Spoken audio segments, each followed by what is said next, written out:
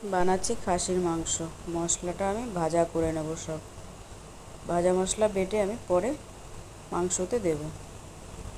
ভাজা মশলা করে নিয়েছি। জিরে দিয়ে দিয়েছি, ধনে দিয়ে দিয়েছি, লঙ্কাও ভেজে নিয়েছি। মাংসটা ধুয়ে পরিষ্কার করে নিয়েছি। কড়াইতে তেল দিয়ে দিচ্ছি, দিয়ে দিচ্ছি তেজপাতা, দিয়ে দেবো গোটা গরম মশলা, জিরে, দিয়ে দিচ্ছি একটা পেঁয়াজ কুচি। আমি পেঁয়াজ একটু কম দেব। এদিকে মশলাটা করে নিচ্ছি।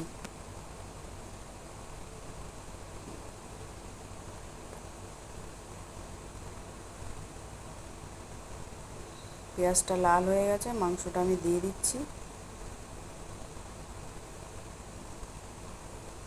মাংসটা কালার চেঞ্জ হওয়া অবধি আমি ভেজে নেব। এবার দিয়ে দিচ্ছি ধনের গুঁড়ো, লঙ্কার গুঁড়ো আর জিরের গুঁড়ো।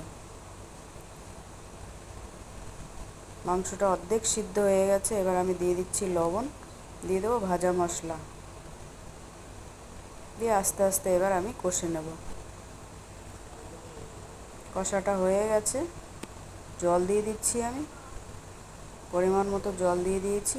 আমার এই রেসিপি যদি তোমাদের ভালো লাগে, লাইক দিও, শেয়ার দিও, কমেন্ট করো। পাশে থেকেও আমার চ্যানেলকে সাবস্ক্রাইব করো। ধনেপাতা দিয়ে নামিয়ে